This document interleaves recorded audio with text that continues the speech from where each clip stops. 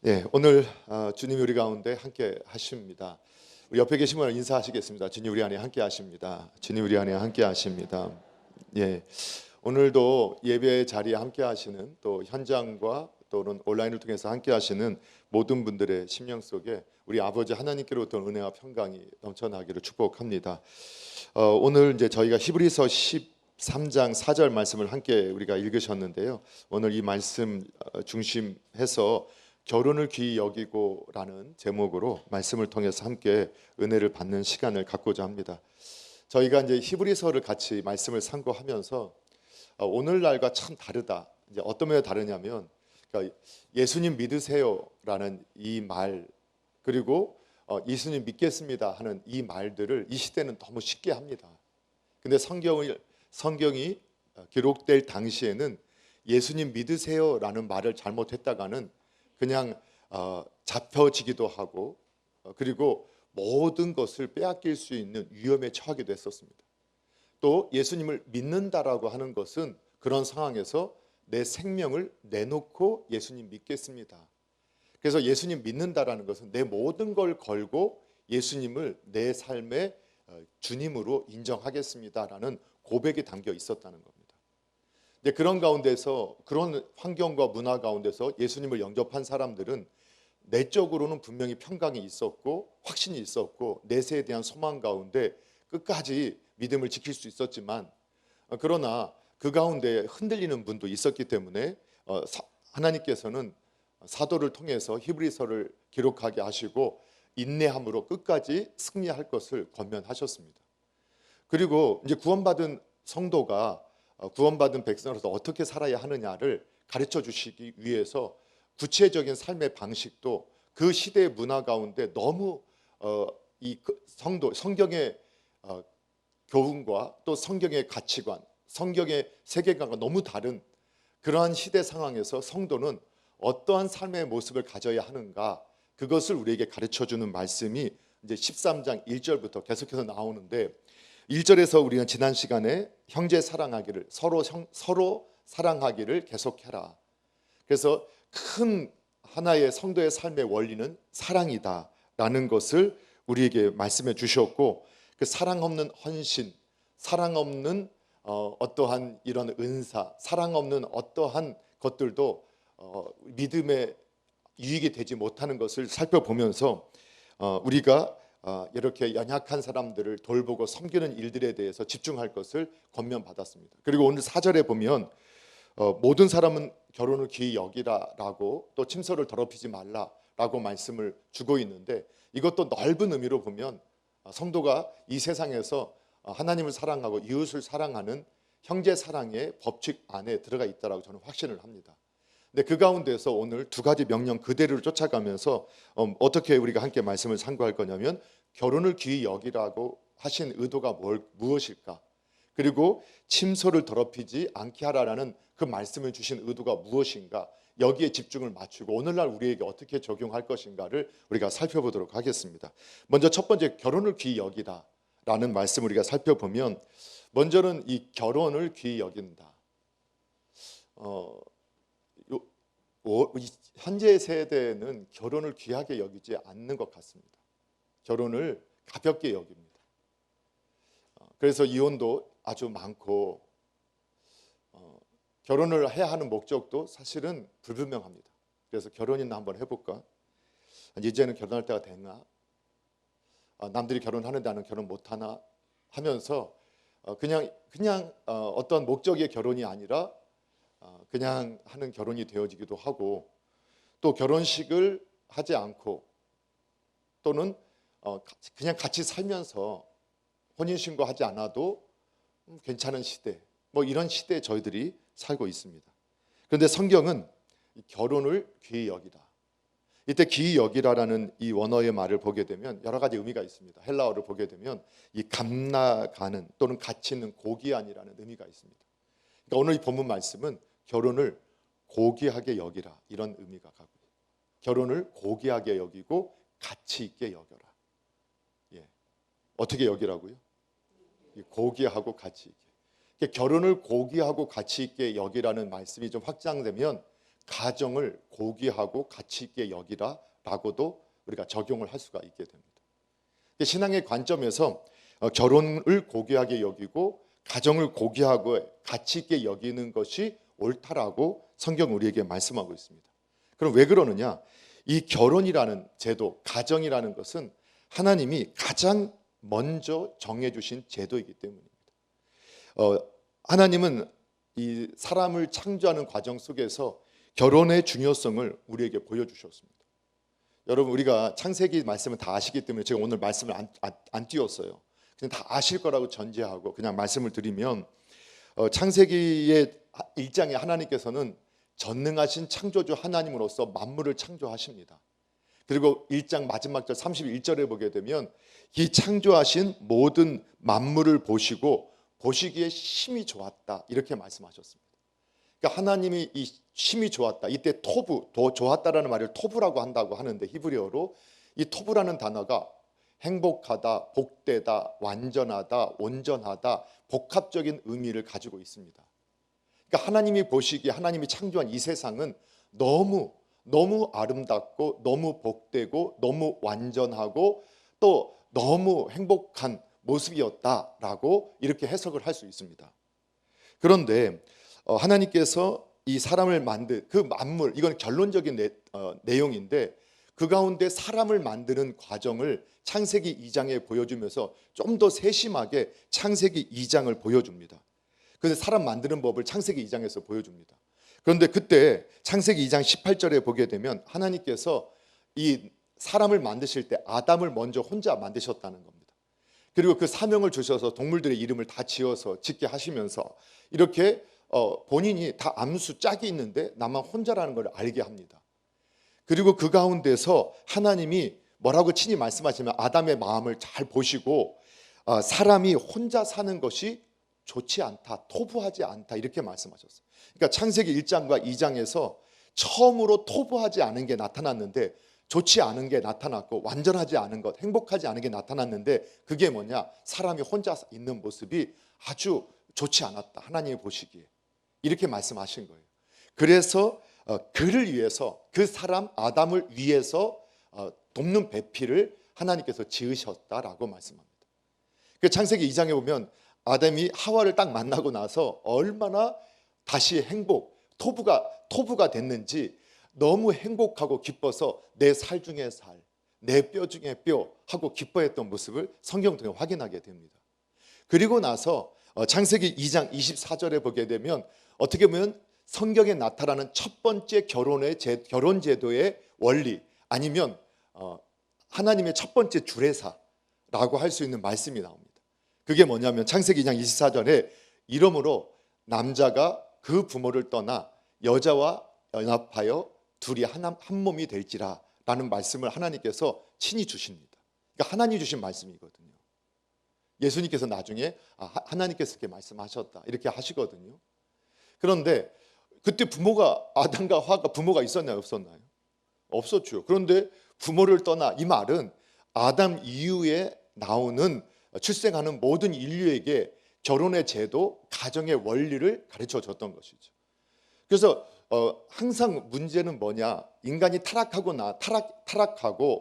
하나님을 떠나고 하나님의 말씀에 순종하지 않는 게 모든 인생의 문제입니다. 그래서 이 땅에 다 토부했는데 가시와 엉겅퀴가 났다. 이게 이상한 게 났다. 이게 언제냐면, 가시와 엉겅퀴가 난 게 언제냐면 불순종하고 난 이유란 말이에요. 그 인생이 왜 가시 같은 인생, 엉겅퀴가 나는 인생이 되어지느냐? 하나님 말씀에 불순종하기 때문에. 여러분, 그래서 이제 우리가 하나님께서 결혼의 원리, 가정의 원리 가운데 가장 먼저 준 말씀은 정말 중요한 말씀이겠죠. 그럼 뭐라고 말씀하셨어요? 결혼과 가정의 원리는 떠남의 원리다. 가장 중요한 게 떠남이다. 이게 뭐냐? 부모는 이 말씀을 우리가 받을 때 자녀를 출생할 때부터 떠날 준비를 하셔야 된다는 거예요. 예. 아멘을 안 하셔도 하여튼 부모님들은 자녀가 출생할 때부터 떠날 준비를 계속 해야 돼요. 떠나 보낼 준비를 해야 돼요.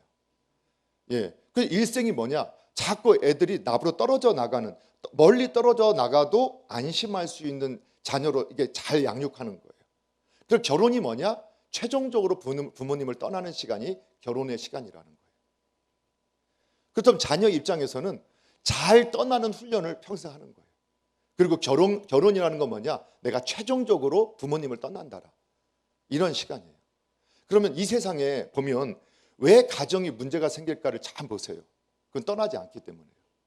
부모를 안 떠나서 문제이기도 하고 부모가 떠나보내지 않아서 문제가 생겨요. 대부분의 모든 그러니까 이게 뭐냐면 창조 질서를 우리가 순종하지 않기 때문에 문제가 생긴다. 우리는 세상의 이데올로기 문화를 성경보다 더 믿으면서 자랐거든요. 예수님을 믿는데도 하나님의 말씀을 믿는다고 하면서도 지식적으로 동의하지만 순종하지 않아요. 그래서 오늘날 모든 가정의 문제가 뭐냐 보면 결혼의 문제가 뭐냐? 부모를 떠나지 못하고 부모가 떠나보내지 못해서 생긴다라고 저는 성경적으로 그렇게 이해를 하고 있어요. 자, 이것이 하나님께서 첫 원리예요. 그래서 예수님께서 이 원리를 너무 중요하게 여기셔서 마태복음 19장에도 보게 되면 이 말씀을 인용하세요. 하나님께서 이렇게 말씀하지 않았느냐? 그 남자가 부모를 떠나 아내와 연합하여 둘이 한 몸이 되라 이렇게 말씀하시지 않았느냐? 그리고 나서 또 한 가지 말씀해 주셨어요. 마태복음 19장 6절에 보면 그런즉 이제는 둘이 아니요 한 몸이니 하나님이 짝지어 주신 것을 사람이 나누지 못할지라. 여러분 결혼이라는 것을 뭐라고 말씀하셨냐? 성경이 하나님이 짝지어 주신 거라는. 우리의 문화 가운데서는 부모님이 이 사람 좋아해서 한번 해서 만나서 결혼한 옛날 어른들은 그렇게 결혼하셨고 우리 젊은 분들은 그냥 우리가 만나서 학교에서 아니면은 삶의 현장에서 내가 마음에 드는 분을 만나서 내가 선택했다 이렇게 생각을 하는데 성경은 그렇게 말하지 않아요. 하나님이 그 짝을 주셨다는 거예요. 그러니까 신앙인들은 어떻게 고백해야 하느냐? 내가 선택해서 결혼했다라고 나는 지금까지 생각했어도 지금 내 옆에 있는 내 남편, 내 아내가 하나님이 짝지어 주신 분이라는 믿음을 가져야 한다는 거예요. 왜 오늘은 저를 노려보기만 하고 이렇게 하나님이 짝지어 주신 사람이다. 그래서 사람이 나누면 안 된다. 이게 이제 어떤 배경에서 했냐면 이 시대가 어떤 시대예요? 아내 여자의 인권이 없던 시대예요. 남편이 기분 나쁘면 이혼 증서 딱 써주면 그날로 쫓겨나가요. 근데 이 시대의 문화는 여성이 일을 해서 돈을 벌 수 있는 시대가 아니에요. 쫓겨나면 노예보다 비참해지는 거예요. 그걸 알고 그 문화와 그 시대에 그 힘을 가지고 남자들이 군림했고 억압했고 착취했고 뺏었던 시대예요. 그 시대 걸 가지고 지금 이렇다 이렇게 말한 거는 너무 아니고요. 근데 이 시대는 정말 그랬단 말이에요. 그래서 기분 나쁘면 심지어는 그릇 깨트렸다고 나가 하면 나가야 돼요. 실제로 그런 문화들이 있어요. 혹시 남자분들 그런 시대가 그런 시대에 태어났다면 그게 비참한 거였단 말이에요. 그게 비참했단 말이에요. 그게 모든 게 깨져서 나타났던 현상이었단 말이에요. 그게 비극이었단 말이에요. 그게 가시와 엉겅퀴 같은 모습이었다는 거예요. 그게 좋은 모습이 아니었다는 거예요. 그래서 예수님 앞에 그래서 예수님이 뭐라고 했냐? 아니야, 이혼하는 거 하는 뜻 아니야. 하나님이 짝지어 주신 거 사람이 나누게 하면 안 돼. 이게 하나님의 의도야. 그런데 주님 모세를 통해서 이혼 증서 써주라고 하지 않았습니까? 왜 모세를 통해 주신 말씀을 왜 어기십니까? 왜 예수님이 잘못 이렇게 하십니까? 그거는 인간이 악해서 주신 거예요. 악해서. 배우자가 바람피워. 여러분 배우자 바람피면 얼굴 보고 싶겠어요? 여러분 상상도 하기 싫잖아요. 오늘은 다 노려만 봐요. 상상하기 싫잖아요. 내 배우자가 다른 이성을 바라보면서 활짝 웃고 있고 나 보면 짜증내고 있다. 상상만 해도 싫잖아요. 여러분 행복해요? 그런 생각하면? 정말 상상도 하기 싫은 모습이에요. 그런데 배우자가 외도한 걸 알았어요. 그런데 그런 사람과 함께 살면 내가 죽잖아요. 그리고 그 분노 때문에 그 사람을 죽일 수도 있단 말이에요. 그러니까 인간이 악해서 같이 있어서 서로 죽게 되니까 차라리 이혼해라. 하나님이 허용해 주셨다는 거예요. 그리고 그 시대처럼 아니 남편이 이혼은 안 하면서 이 시대에 막 폭력을 행하고 또 막 그냥 악행, 폭언을 그냥 고통스럽게 하고 있다면 서로 죽으니까 서로 죽을 바에는 이혼해라. 이런 의도로 쓴 거지. 이혼 증서만 써주면 이혼할 수 있다고 해서 성격 차이예요 하고 딱 이혼하면 된다. 그런 의도로 준 게 아니란 말이에요. 그래서 성경 호세아서에 보면 어떻게 나와 있어요? 호세아 보면 여러분 외도한 거 견딜 수 없다고 했잖아요. 근데 호세아는 아내가 바람피고 도망갔다. 근데 하나님이 데려오라고 했어요. 데려왔어요. 그러면 감격해야 되잖아. 나를 용서하고 품어준 남편. 그리고 또 잘 살면 얼마나 좋아요. 또 다른 남자하고 바람피 나갔어요.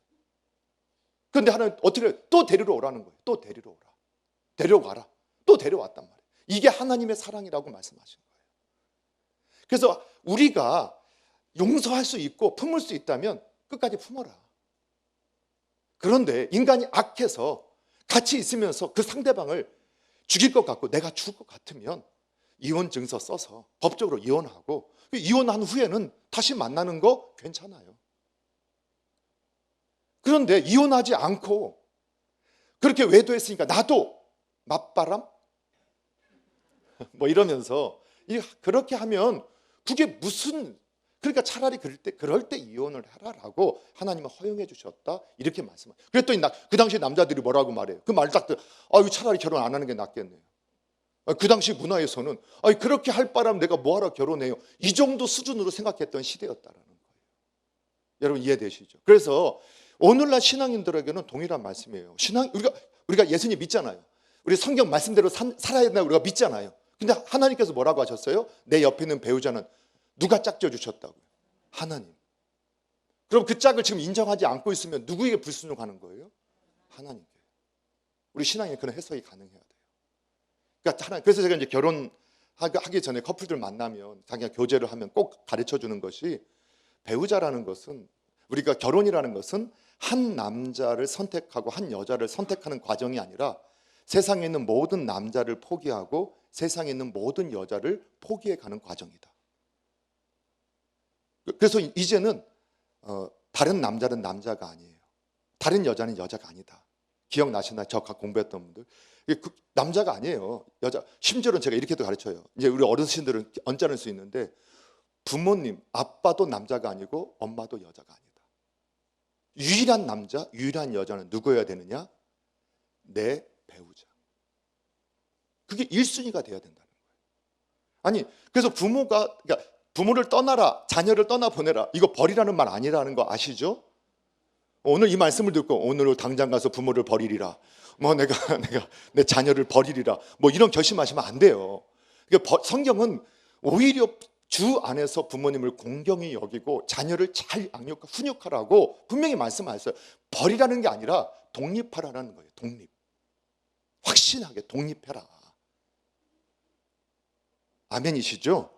자, 그래서 이때 그래서 부모님도 그러면 남자가 아니고 여자가 아니라 1순위가 아니다. 결혼하면 내 1순위는 누가 돼야 돼요? 오늘 부모님과 같이 있나요? 아멘이 하나도 안 나오는데, 내 1순위는 내 아내 남편이 돼요. 그런 모습으로 내가 살아가면 내 자녀들도 결혼해서 그 배우자와 함께 알콩달콩 살면서 부모님께 공경하고 자녀들 잘 양육하고 살 거 아니에요.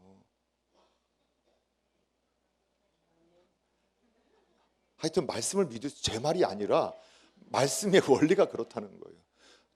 근데 배우자가 서로 고통스러운데 어떻게 부모님께 효도하고, 부부가 서로 싸우고 있는데 자녀한테 좋은 걸 준다고. 악만 심지어 네 아빠 같이 되지 마라, 네 엄마 같이 되지 마라, 막 이런 말을 자녀한테, 독을, 어린 그 말귀도 못 알아듣는 애한테 내가 네 아빠 때문에 못 산다, 네 엄마 때문에 못 산다 하면서 독을 막 심어주잖아요.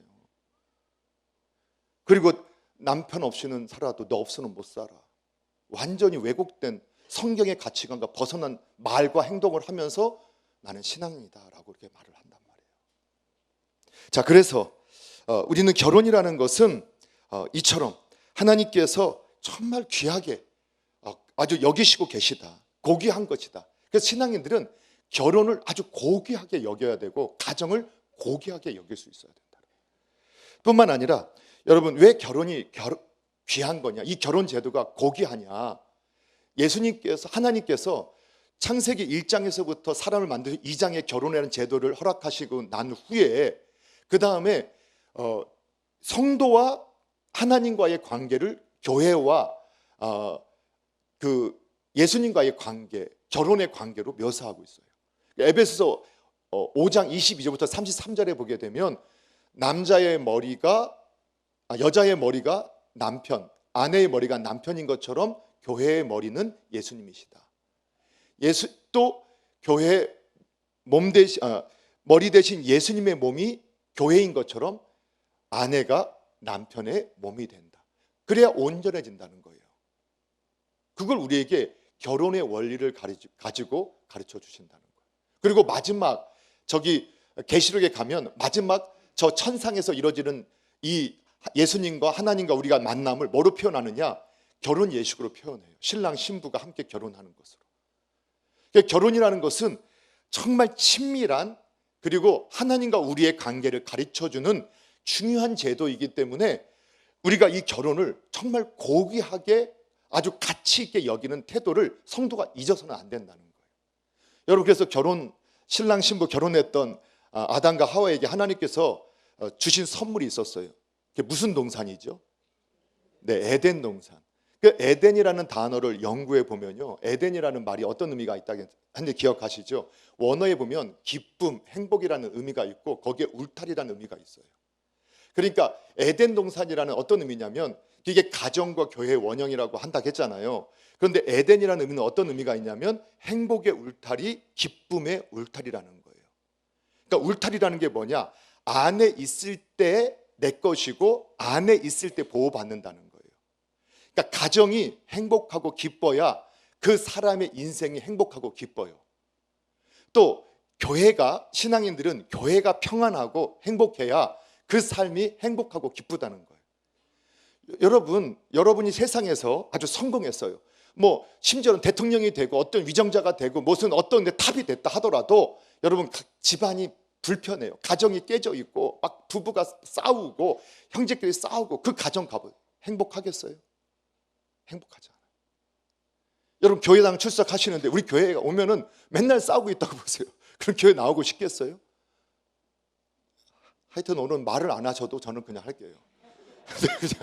예. 정말 그래서 성도는 교회가 평안하지 않으면 행복하고 기쁨이 없어요. 그래서 정말 가정이 행복하고 기뻐야 내가 행복하고 기쁘고, 교회가 행복하고 기뻐야 내가 행복하고 기뻐요. 이 원리가 왜 에덴 울타리라는 원리가, 그래서 나중에 보면 인 크라이스트, 예수 그리스도 안에서 우리가 회복되어지고 진정한 복을 누리게 된다. 이 원리로 계속 이어져 나간다는 거예요. 자, 그런데 또 한 가지 볼게요.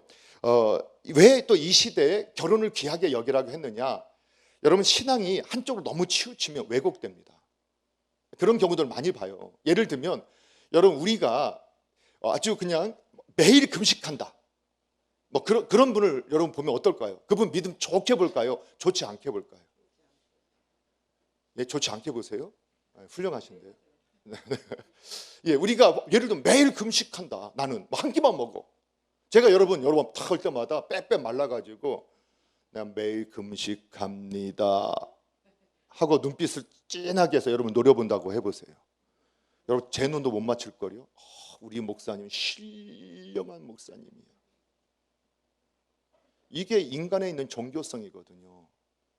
뭔가 굉장히 금욕적이고 세상의 것들을 멀리하는 것처럼 보여지면 굉장히 성화된 사람처럼 우리가 착각을 해요. 그러니까 그 당시에도 이런 사람들이 있었어요. 그 디모데전서 4장에 보면 어떤 사람, 목회자 디모데에게 권면하면서 마지막 때 어떤 사람이 결혼을 부정하는 사람이 나타난다. 왜냐하면 결혼 생활하면 내가 하나님께 더 헌신할 수 없으니까 결혼하지 말고, 또 성생활이라는 것은, 성이라는 건 아주 부정한 거니까 그 성생활 하지 말고 결혼하지 말고 오직 하나님만 섬겨, 이렇게 가르치는 거예요. 그런 사람이 믿음의 사람이에요. SNF와 같은 사람들은 아예 그런 믿음을 가진 사람을 광야로 불러내서 거기서 집단 생활을 했어요. 금식도 매일 하고 매일 기도하고. 그러니까 사람들이 보기에는 와, 훌륭한 사람들. 이런 분들은 눈도 반쯤 감고 다닐걸요. 배고파서. 우리도 저도 어렸을 때 보면 꼭 그 기도 많이 한다는 분들이 눈을 반쯤 감고 다녀요. 그래서 기도하면서 괜히 협박해요. 근데 삶을 보면 너무 지저분하고 게으르고 악해요. 예수님의 향기가 하나도 안 나요. 더러운 말을 함부로 하고 더러운 행동을 함부로 하고 이런 행동을 보여요. 진짜 이상하다.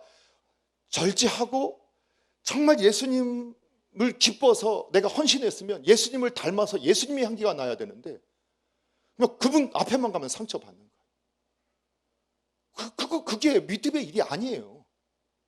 여러분 속지 말라는 거예요. 속지 말라. 근데 우리 그거 다 속아요.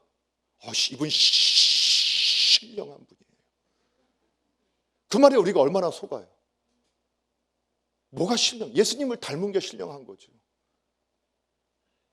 그 신령한 말이 우리가 속는 거예요. 예수님 믿고 잘 살면 되는데. 그 금욕주의. 그래서 예수님이 처음, 예수님도 보니까 이런 분들이 주장하는 게 뭐냐면 예수님도 40일 금식했다는 거예요. 그렇죠? 근데 예수님 처음 시작할 때 40일 금식하셨는데 나중에는요, 딱 사명 받으시고 사역하실 때 예수님을 보면서 바리새인과 서기관들이 뭐라고 비난한 줄 아세요? 이렇게 비난해. 먹기를 탐하고 포도주를 탐하는 사람이다. 하여튼 이래도 공격 저래도 공격하는 사람들은 다 공격이지만 예수님이 금식할 때가 올 거야. 그러나 지금 금식할 때 아니야. 지금은 신랑과 함께 있는데 같이 먹고 마셔야지 하고 예수님이 얼마나, 예수님 좀 배가 나오시지 않았을까? 가끔 언제 저도 저만큼은 안 나오셨을 것 같지만 예수님도 좀 배가 조금 나오시지 않으셨을까? 이게 막 맛있게 드셨을 것 같아요. 막 즐겁게 드셨을 것 같아요. 그래서 사람들이 공격하는 걸 절제도 못하고 그 음식을 탐하는 사람, 죄인들과 어울리는 사람. 여러분 금식 좋은 거예요. 그리고 금욕 좋은 거예요.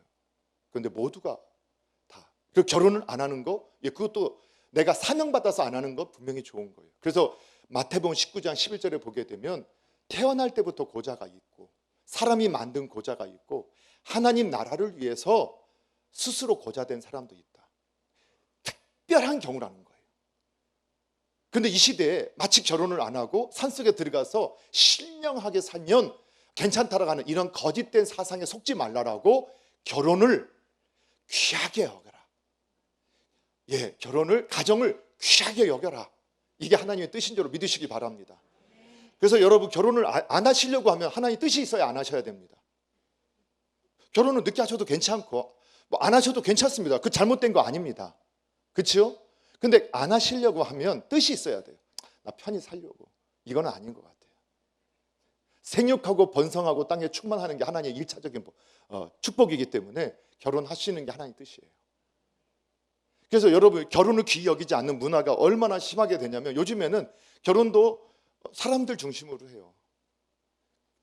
그래서 요즘에 스몰 웨딩 하는데 스몰 웨딩을 하더라도 주례가 없는 결혼을 한다. 이게 하나의 문화가 되어가요. 근데 이제 오히려 기독교 문화가 있었던 나라들은요, 주례는 반드시 있어야 돼요. 법적으로. 그래서 예전에는 당연히 목사님들이나 신부님들이 하셨다면 최근에는 무슨 다른 종교에도 그 법적으로 그 사람의 혼인을 인정해 줄 만한 자격을 받은 사람 앞에서만 결혼을 해야 돼요. 그게 없으면 인정을 안 해줘요. 요즘에 어떻게 바뀌었는지 잘 모르겠지만 제가 예전에 할 때는 외국에서는 그렇게, 미국이나 유럽에서는 그렇게 하고 있단 말이에요. 그래서 독일 같은 데서도 그냥 둘이 가서 결혼해요. 근데 이런 행정소 같은 데 가가지고 둘이 그 목사님 모셔다 놓고 우리 결혼하겠습니다. 서약 타고 반지 결혼 선포하면 결혼이 돼요. 근데 왜? 우리의 서약을 지켜줄 수 있는 분은 누구밖에 없기 때문에, 하나님밖에 없기 때문에. 그 결혼은 하나님 앞에서 약속이에요. 그래서 하나님 앞에 짝지어 주신 것이 되는 거고요. 근데 요즘에는 우리가 살고 싶은 대로 하겠습니다 하는데 그거를 통제할 만한 길이 없어요. 모든 권위가 무너졌으니까. 그러나 옳은 것이 무엇인가는 우리가 알아야 된다. 저와 여러분이 정말로 결혼을 고귀하게 여기실 수 있기를 주님의 이름으로 축원합니다. 예, 저만 더운 거죠? 네, 저 좀 벗을게요. 네. 여러분도 외투를 벗으실 수 있으면. 네. 자, 이제 하나 다 끝났으니까요. 두 번째, 침소를 뭐라고요? 더럽히지 않게 하라. 침소를 더럽히지 않게 하라. 이 말은 어떤 말일까? 여러분 그 4절에 여러분 성경에 보면 각주 이렇게 다 단 거 있죠. 작은 숫자 있죠. 몇 번이라고 써 있어요? 3번이요? 6번이라고 써 있는 분 손 들어 좀 보세요. 6번이라고 써 있는 분. 희한하네. 내 성경만 6번이라고 써 있네. 이 번호가 다르다고 해서 성경이 아닌 건 아닙니다. 요거는 그냥 서로 각주 성경에 출판에서 달아 놓은 거니까 번호가 다르다고 충격받지 마시고 그 각주 밑에 보면 그 번호 밑에 보면 뭐라고 써 있습니까? 사람에게 혼인은 귀하니 침소가 더러운 것이 아니라. 아멘. 예, 그래서 결혼이 고귀한 것인데 여러분 침소가 더러운 건 아니다. 이게 뭐냐면 여러분 이게 성은 더러운 게 아니라는 거예요. 성에 대한 오해를 풀어야 된다. 또는 성을 아름답게 지켜야 된다라고 우리에게 말씀해 주고 있는 거죠. 그러니까 여러분 저희가 이제 교회 안에서 성에 대한 이야기를 하면 참 부담이 되죠. 왜냐하면 우리나라 문화가 이 성에 대해서 담론하는 것이 어려운 문화잖아요. 유교적 이데올로기가 자리 잡고 있었어요. 그래서 남녀 칠색 부동석이라는 이러한 교육을 받고 자랐고 학교에서도 뭐 성교육을 안 하고 또 이제 최근에 이제 성교육 시킨다는 성교육은 정말 이상한 성교육을 시키고 있고 가정에서 성교육 시켜야 되는데 어떻게 시켜야 할지 모른다는 말들을 많이 듣게 되거든요. 그러다 보니까 성에 대해서 오해가 생기는데 어떤 오해가 생기냐? 성은 잘못된 것 아니면 더러운 것 이런 오해들이 생겨요. 그런데 이 성을 남용했기 때문에 이 타락한 인간이 성을 남용해서 그게 더럽게 느껴진 것이지 실은 성은 하나님께서 창조하신 거란 말이에요. 그래서 성은 하나님께서 만물을 만드시고 뭐라고 하셨다고 했어요? 토부, 아주 완전하고 복되다고 하셨단 말이에요. 그러니까 성은 하나님이 창조하신 것이기 때문에 아름다워요. 아름답습니다. 그런데 성경이 그 성을 아름답게 주셨던 것은 누구에게 주셨느냐? 부부에게. 그래서 부부 관계 안에서의 성은 아름다운 것입니다. 그래서 부부간에 하나님께서 주신 성을 가지고 함께 사랑을 나누는 것을 부정하게 여기거나 더럽게 여기는 것은 잘못됐다라고 가르쳐 주시고 있는 거예요. 또 그렇게 부부가 행복을 누리고 기쁨을 누리고 아름다운 복을 누리는 그 성관계, 성생활을 더럽혀서는 안 된다라고 우리에게 가르쳐주고 있다는 거죠. 예, 그래서 오늘 보면은 뭐를 하느냐? 다시 한번 4절 말씀을 함께 읽어볼게요. 좀 다시 한번 천천히 읽어보세요. 함께 읽습니다. 시작. 모든 사람은 결혼을 귀히 여기고 침소를 더럽히지 않게 하라. 음행하는 자들과 간음하는 자들을 하나님이 심판하시리라. 아멘. 그러니까 음행하는 자와 간음하는 자는 어떻게 된다고요? 심판받게 된다. 그 인생이 가시와 엉겅퀴의 인생이 되어진다. 예. 근데 여러분 어떤 성경에서 보면 다윗도 그랬고 그리고 욥도 그랬고 하박국 선지자도 그랬고 많은 믿음의 사람들의 그 궁금이 있어요. 그게 뭐냐면 야 우리가 보니까 하나님 말씀대로 살면 복을 누리고 하나님 말씀에 불순종하면 화를 입는다고 했는데 이 세상에서는 말씀대로 안 순종하는 사람들이 복을 누리는 일들고 건강하게 사는 사람이 많고 말씀대로 사는 사람들이 또 가난하고 어렵게 살고 병드는 사람도 많더라. 이게 맞냐? 이런 질문들을 성도들이 한단 말이에요. 그렇죠? 그래요, 안 그래요? 맞아요. 이 세상은 악의 시스템 속에 있기 때문에 그런 일들이 있을 수 있어요. 그럼에도 불구하고 참 신앙인은 그런 환경 속에서도 그 안에 하나님으로 인한 확신 가운데 내적인 평안과 기쁨이 안식이 있게 되고 그 행복과 기쁨이 넘쳐나게 된다는 거예요. 그런데 외적으로 아무리 우리가 잘 되어지는 것처럼 보여도 말씀이 없는 삶은 어떻게 되느냐? 결과적으로 가시와 엉겅퀴가 난다는 거예요. 결국 심판받는 인생이 된다는 거예요. 근데 여러분 오늘날 이제 이런 설교를 하면 저도 힘들고 여러분도 굉장히 듣기 어려운 분도 많을 겁니다. 왜냐하면 본인도 그렇고 주변에 있는 상황들을 보면 주변에 있는 사람들이 어때요? 너무 이 시대가, 그러니까 이 성에 대한 문화가 이 성경이 기록될 당시만큼이나 문란한 시대에 저희들이 살고 있단 말이에요. 성의 기준이 없는 시대. 그러니까 얼마나 힘들어요.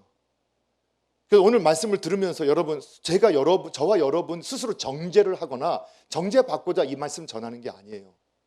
우리가 하나님의 말씀에서 이 세상이 우리의 생각이 얼마나 많이 벗어나 있는가 성경으로 우리가 확인해 보면, 먼저 음행하는 자들이라는 것은 어떤 의미냐? 매춘한다는 의미예요. 매춘의 의미. 무슨 말인지 알죠? 성을 돈 주고 파는 행위나 돈 받고 사는 행위, 이게 매춘이에요. 근데 이 시대가 어떤 시대였느냐? 여러분, 이 시대가 다신교 사회였거든요. 구약에도 그렇고 신약에도 그렇고 다신교 사회에서 신전에서 제사를 하고 난 다음에 신전에 있는 신관들이 다 창남 창기였어요. 그 사람들하고 이렇게 육체적 결합을 해야 더 큰 혜택을 받는다고 생각하는 그런 문화들이 있었단 말이에요. 그래야 제사가 온전히 드렸다고 생각했다는 거예요. 그러니까 그 시대는 그게 너무 당연한 거일 수도 있었어요. 그런데 성도가 우리가 살다 보면 너무 당연하니까 당연한 줄 알았는데, 하나님을 믿으니까 하나님의 성경의 말씀의 가치로 보니까 그거는 음행이란 말이에요. 음행. 그래서 그 음행하면 안 돼. 예수님 알았으면, 네가 이전에는 하나님을 몰랐으니까 그렇게 살았어도 이제 예수님을 믿었어, 하나님의 백성이 됐어, 그러면 매춘의 행위, 음행하는 것은 안 돼 라고 가르쳐 주는 거란 말이에요. 이해되시죠? 그래서 이 음행, 매춘부가 되는 행위 또는 매매하는 행위는 잘못됐다. 그리고 이 음행이라는 단어, 원어를 보게 되면 이 포르노가 여기서 나온 건데, 동성애, 자폰 또는 성중독에 관한 내용이 여기 다 포함되어 있어요. 자, 그냥 드러놔 놓으시면 돼요. 그 다음에 간음하는 자는 어떤 사람 안에, 간음하는 자라는 이 원어는 어떤 거냐? 이게 이제 그냥 바로 적용으로 들어가면 남자든 여자든 이성을 유혹하고 강간하는 행위를 표현하는 거예요. 듣기도 쉽지 않죠. 이런 거를 듣는 것도 괴롭죠. 그런데 모든 사람을 대상해서 결혼을 했든 안 했든 내 배우자가 아닌 사람과 관계를 맺는, 그것이 강압이든 합의든 이것 간음이다 라고 표현한 거예요. 이것은 간음이다. 그래서 이제 제가 이런 말씀을 드릴게요. 혹시 지금 바람 피고 계시는 분 계시나요? 예. 오늘 끊으십시오. 오늘 회개하십시오. 제가 이렇게 세게 말하면, 목소리를 올리면 여러분이 겁내실까 봐 제가 부드럽게 말씀을 드려요. 오늘 바람 피고 계신 분이 있으면 오늘이 마지막 기회일 수 있거든요. 우리가 하나님의 말씀을 거역하면서 하나님의 은혜를 누릴 수 있다. 그 말이 거짓말이라고 성경이 말씀하고 있거든. 우리가 하나님께 은혜를 더 많이 받기 위해서 죄를 더 많이 범하자, 거짓말이에요. 그래서 마음으로든 우리가 밖으로든 간음을 행했다면, 오늘 혹시라도 이 시간 제가 혹시 오늘 목사님 누구 알고 하시는 거 아니야? 몰라요. 단지 이런 말씀을 우리가 제가 히브리서 쭉 오는데 이 말씀이 나왔을 때 지금 만약 이 경고를 하지 않으면 마지막 기회를 놓칠 수 있을 수 있잖아요. 목사님들 사이에서나 이렇게 보면, 목사님 자꾸 죄를 지적하거나 드러나게 하는 설교하지 마세요. 축복하시고 잘 되라고 하시고, 그러면 만약에 자꾸 죄가 드러나는 설교를 하면 요즘에는 교회당이 여기만 있나, 예배당 여기만 있나고 다 떠나요. 예, 맞아요.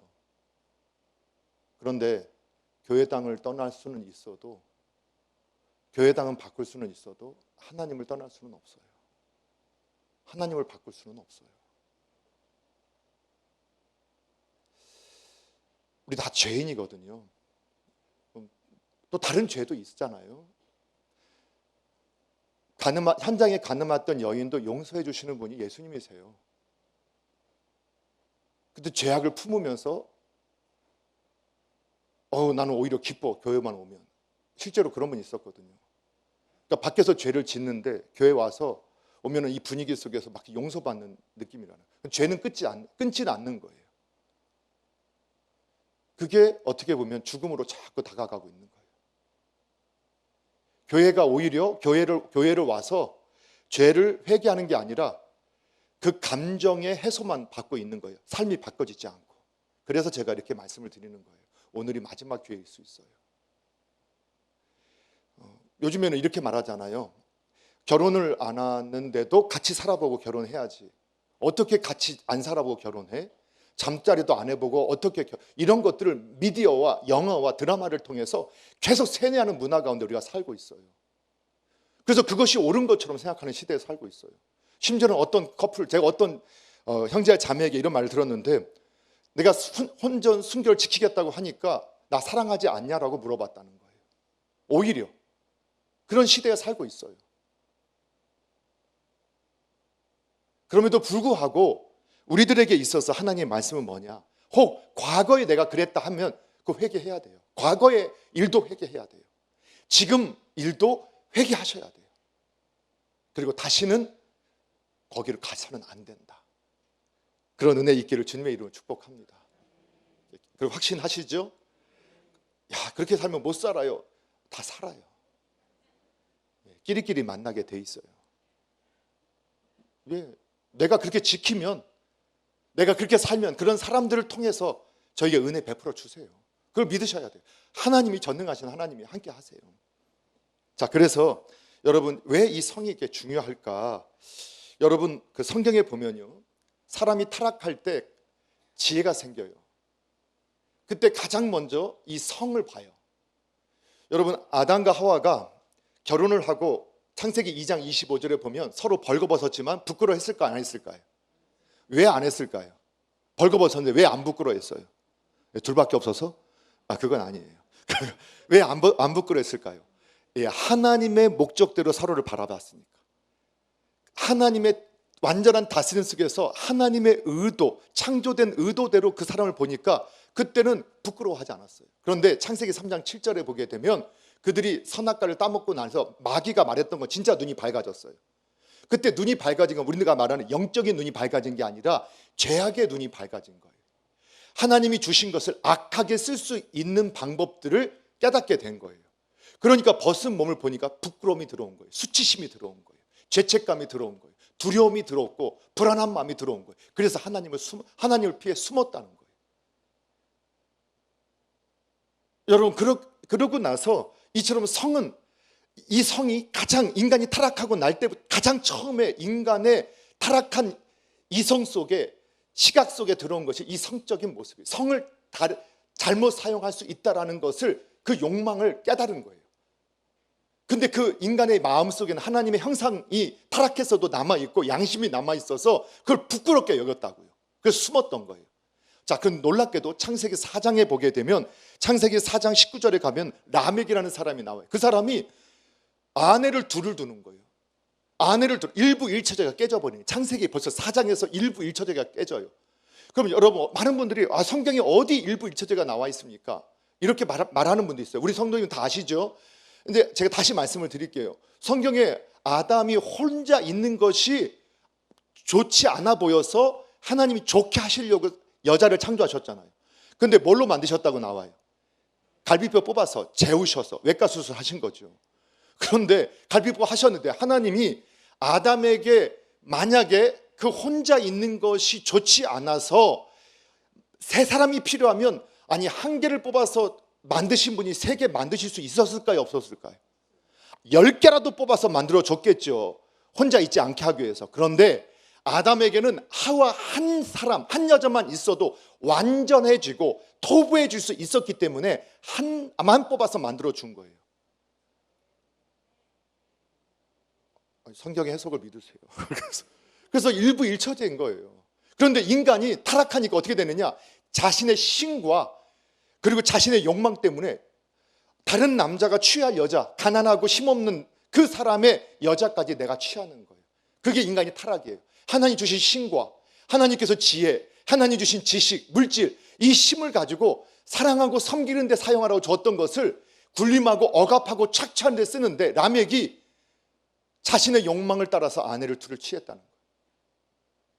여러분, 창세기 19장에 딱 넘어가면 아브라함과 롯의 관계 속에서 소돔이 나오잖아요. 소돔과 고모라. 그때 벌써 뭐가 나와요? 남색, 동성애가 나와요. 그 천사들이 사람 모양으로 나타났잖아요. 근데 얼마나 천사들이 좀 못생기게 나타났어야 되는데 좀 잘생기게 나타났나 봐요. 그때 그 소돔 속에 있던 사람들이 와서 그 남자들이 남자를 내놓으라고 막 하고 있었잖아요. 그래서 소돔이라고 하는, 소돔이라고 하는 이 동성애라는 단어가 어디서 나왔냐? 소돔에서 나왔단 말이에요. 인간이 그 다음에 출애굽기 딱 넘으면 그 하나님께서 구원받은 백성들의 그 시대 가운데 하나님의 백성 이렇게 살아라 하는 가운데 성에 대해서 뭐라고 말하느냐? 근친상간 안 돼, 동성애 안 돼, 남색 여색 안 돼. 심지어는 뭐까지 말하느냐? 이 시대에 벌써 동물과 성관계에서는 안 돼. 자, 제가 예전에 설명드렸죠. 인간은 누구의 형상대로 만들어졌다고요?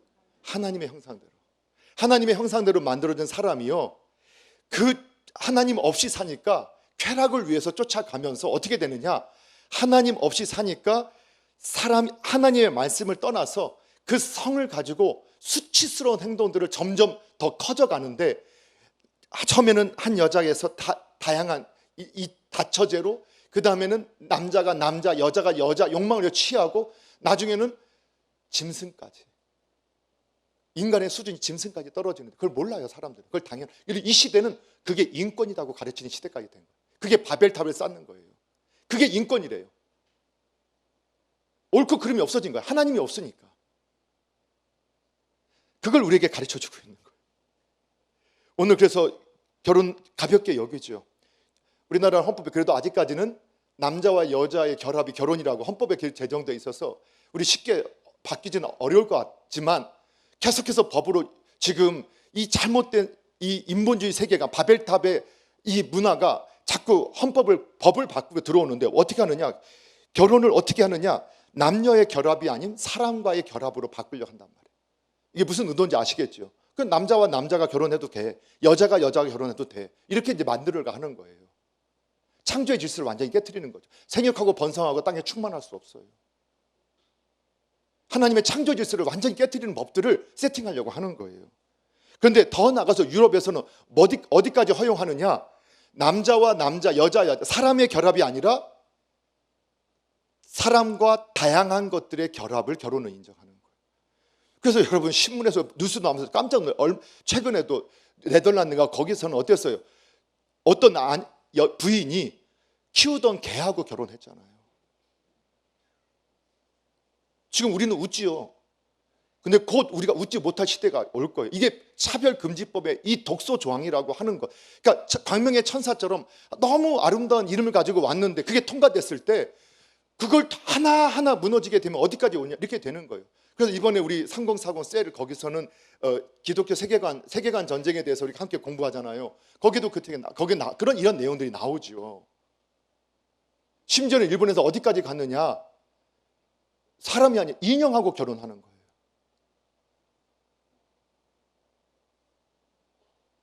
인간이 그렇게까지 가요. 말씀을 정리할게요. 그 시대나 이 시대나 별 차이가 없는, 인간의 사는 모습, 하나님 없이 사는 모습은 동일해요.